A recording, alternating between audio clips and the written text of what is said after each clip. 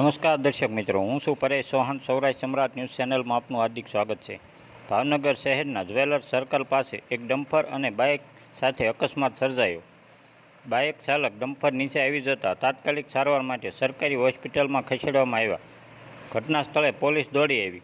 bureau report Hiten Dabhi,